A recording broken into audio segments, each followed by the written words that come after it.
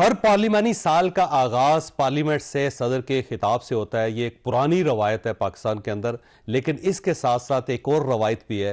वो रवायत यह है कि अपोजिशन ने कोई भी इजलास इस टाइप का आराम से ना होने देना है, ना आराम से सुनने देना है। आज भी पार्लिमानी साल का आगाज था, सदर साहब की तकरीर थी, लेकिन जो हुल्लड़ हुआ कौमी असम्बली के अंदर, पार्लियामेंट के अंदर, मेरा ख्याल है इसने भी माजी की बहुत सारी चीज़ें याद करवा दी हैं कि हर गवर्नमेंट, हर दौर, हर पार्लियामेंट एक ही किस्म की आवाज़ें होती हैं, लेकिन इशू थोड़ा सा मुख्तलिफ होता है, लेकिन सूरत हाल वही होती है। तो ये पार्लिमानी साल का आगाज़ हर बार इस तरह क्यों होता है, ये एक इशू है जो आज के शो में हम डिस्कस करेंगे। और सदर साहब ने आज वफाक से इख्तलाफ कर दिए। उन्होंने कहा जी दरिया सिंध का जो पानी है उसे डाइवर्ट किया जा रहा है और सिंध के लोग उससे खुश नहीं हैं। तो सदर साहब ने आज पहली मरतबा इख्तलाफ किया है रियासत के साथ और साथ साथ गवर्नमेंट के साथ। तो इस इख्तलाफ का आगे क्या बनेगा, ये भी एक इशू है जो आज के शो में डिस्कस होगा। और इसके साथ साथ ही पाकिस्तान तहरीक इंसाफ की तरफ से एक एतराज़ किया जा रहा है कि सिंध का पानी बेच रहे हैं। एक साइड पे सदर साहब एक पॉइंट पे बात कर रहे हैं और उनका ये कहना है कि मैं इस चीज़ की इजाज़त नहीं दूंगा, और दूसरी साइड पे पाकिस्तान तहरीक इंसाफ का ख्याल ये है कि ये पानी बेच देंगे। अब ये पानी किसको बेचा जा रहा है, ये भी एक सवाल है जो आज के शो में डिस्कस होगा। हमारे साथ तशरीफ रखते हैं मलिक आंबर डोगर साहब, चीफ व्हिप हैं कौमी असम्बली में पाकिस्तान तहरीक इंसाफ के। इनके साथ शर्मिला फारूकी साहब हैं, पाकिस्तान पीपल्स पार्टी से ताल्लुक़ रखती हैं, और राना एहसान अफजल खान साहब हमारे साथ तशरीफ रखते हैं, नून लीग के साथ इनका ताल्लुक़ है। डोगर साहब ये फरमाइएगा सर, ये मेरा ख्याल है सेटलमेंट तो यही हुई थी कि आज शोर शराबा नहीं होगा पार्लियामेंट में, लेकिन इसके बावजूद हो गया, तो ये मामला कब तक चलता रहेगा? बिस्मिल्लाहिर्रहमानिर्रहीम। नहीं जी, कोई ऐसी सेटलमेंट नहीं थी। अपोजिशन का हक है एहतजाज करना, और आज हमने बड़ा पुरजोर एहतजाज किया, और वही एहतजाज हमने अपना कंटिन्यू किया।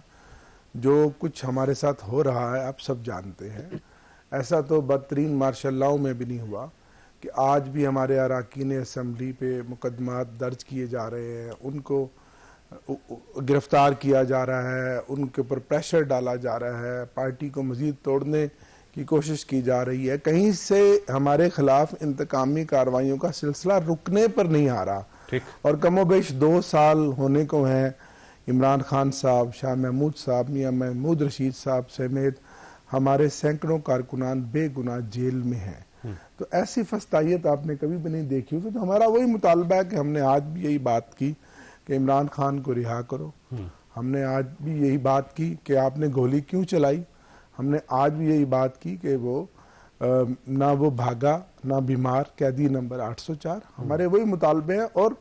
और अभी आप देखें, रिसेंटली हमारे एक सेनेटर ओवन बप्पी साहब को गिरफ्तार किया, बड़ा झूठे बेसलेस से मुकदमा। अब तो मेरा जमानत हो गई शायद। और उससे पहले मियां गौस साहब गिरफ्तार हैं, और हर रोज एक नई FIR हम पर दे दी जाती है। अभी 8 फरवरी गुजर गया, आपने मैंडेट हमारा चोरी कर लिया, फॉर्म 47 की आपने हुकूमत बना लिया, बस करें। अभी भी पंजाब में बिलखसूस वो सिलसिला उसी तरह जारी व सारी है। तो हम अपना एहतजाज इस तरह जारी व सारी रखेंगे, और उस वक्त तक जारी रखेंगे जब तक हमें हमारा हक नहीं मिल जाता। हमारी नशिस्तें आपने छीन ली, हमारे बेगुनाह लोग जेलों में हैं, हमें कहीं इजाज़त नहीं है। अब नया काम PK एक्ट के बाद शुरू कर दिया कि अगर कोई फेसबुक पे कोई अपनी, ये कैसा मुल्क है कि आइन और कानून हमें इजाज़त देता है अपनी शख्सी आज़ादी की, अपनी बात करने की, अपने जज्बात को एक्सप्रेशन करने की।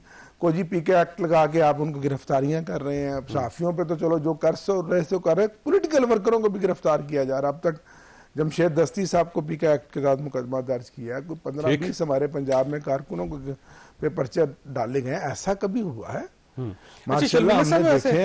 हाँ जी सर, शर्मिला साहब देखें, अपोजिशन का एहतजाज करना हक है। आज उन्होंने अपना हक इस्तेमाल किया। जब आप सारे रास्ते उनके बंद कर देंगे, उनको रिलीफ नहीं मिलेगा, तो अल्टीमेटली यही करेंगे, फिर तकरीर तो नहीं होने देंगे फिर आपकी। शुक्रिया जावेद साहब। देखिए, बात यह है कि अपोजिशन ने जो ये PTI है, शोर शराबे, हंगामा और अग्रेसिव पॉलिटिक्स के अलावा किया क्या है? आप भी तो यही करते थे। नहीं, हम ये नहीं करते थे। हम वक्त और मौका देखते थे, हम इश्यूज पे बात करते थे, हम अवामी मसाइल पे बात करते थे। हम अगर धरने भी देते थे, एहतजाज भी करते थे, पुरअमन होते थे और इश्यूज पे होते थे, वो इश्यूज पे जो अवाम को बराह रास्त मुतासर कर रहे हैं। ये तो इनकी जाती सियासत चल रही है ना, कैदी नंबर 804 को रहा करो, हमारे मुकदमे खत्म करो, हमें इक्तदार दो। ये तो पर्सनल पॉलिटिक्स चल रही है था। आसिफ अली जरदारी साहब कैद थे, आप भी ये नारे लगाते थे, हम लगाते थे, हम बिल्कुल कहते थे कि आसिफ अली जरदारी साहब को रहा करें क्योंकि उनके ऊपर सियासी मुकदमा थे, लेकिन हमने पार्लियामान को यरकमाल नहीं बनाया था सिर्फ एक शख्स की खातिर। हमने अवामी पॉलिटिक्स की थी, हमने अवाम के मसाइल उठाए थे, हमने हुकूमत की गलतियों को उजागर किया था। इनकी पार्लियामेंट्री पूरे साल की प्रोसीडिंग्स उठा के देख लें, इनकी कारकर्दगी उठा के देख लें, किसी एक मसले पे इन्होंने बात की है? किसी एक मसले पे? बजट के पिछले बजट पे बात कर रहे हैं। नहीं, पानी पे कहाँ बात कर रहे हैं? पानी का बड़ा मसला है। एक सेकंड आमिर भाई, आप मेरे साथ पार्लियामान के अंदर हैं, मुझे बता दें आपकी पूरी जमात में से किसी एक शख्स ने पार्लियामेंट के अंदर ये कैनाल्स के ऊपर बात करी है? किसी एक शख्स ने नहीं की। पिछले बजट में 3.5 घंटे उमर अयूब ने तकरीर करी, उसमें मेरे ख्याल है 33 सेकंड उन्होंने बजट पे बात करी, बाकी सारी अपनी बातें करी, हमारे मुकदमे, हमारे मसले, हमारे ये। आज भी पार्लियामान में किसी ने बात नहीं करी।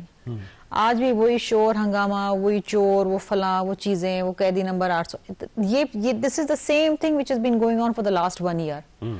यहां तक के खुर्रम एजेंसी जो कि खैबर पख्तूनख्वा के अंदर है और वहां इनकी हुकूमत है, वहां पर जो रोड्स हैं वो बंद हैं, मासूम बच्चे हलाक हो रहे हैं क्योंकि वहां खाने पीने की अशिया, अद्वियात नहीं पहुंच पा रही। उसके ऊपर किसी एक मेंबर ने इनकी बात नहीं करी, जैसे कि कुछ हो ही नहीं रहा वहां पर।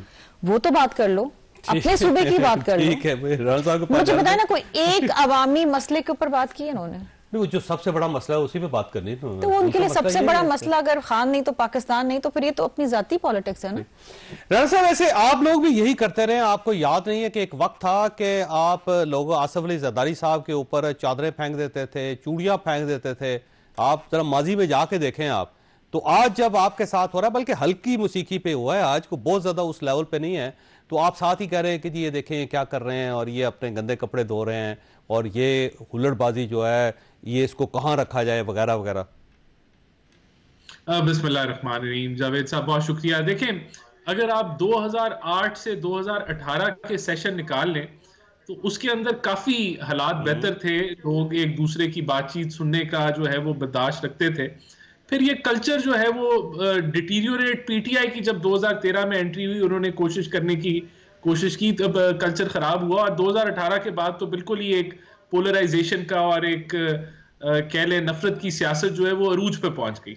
बहरहाल देखें, अभी इससे यही लगता है कि पाकिस्तान के अंदर अभी भी हमें सुनने का, एक दूसरे की बात सुनने का मादा पैदा करने की जरूरत है, और हमें मिलके एक टेबल पे बैठने की भी जरूरत है। अब तो ये भी नहीं हो सकता ना, अगर देखें प्राइम मिनिस्टर जो है वो कैबिनेट की मीटिंग में कहें कि हम हाउस में कमेटी बना दें, और हाउस जो है वो क्या है, पार्लियामेंट है, सबका जो है वो सब जो कह ले जमहूरियत का हब है, सेंटर है, उसके अंदर अगर हम नहीं बैठ सकते, हाउस की कमेटी नहीं बन सकती, वहां हम सारे ऑपोजिशन ट्रेजरी बेंचेस बैठ के अपने मामलात मुल्की मफाद के लिए नहीं बैठ सकते, तो फिर ये तो देखें, ये तो एक नेचुरल रिजल्ट है जो आपने आज देखा कि सुनने का मादा नहीं है।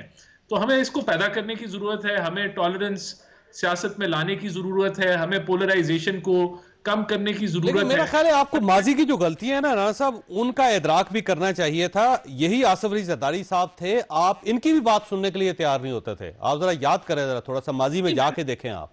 मैं कहता हूं 90 की सियासत जो थी वो एक, उससे सीख के ही हमने मिसाके जमहूरियत किया ना।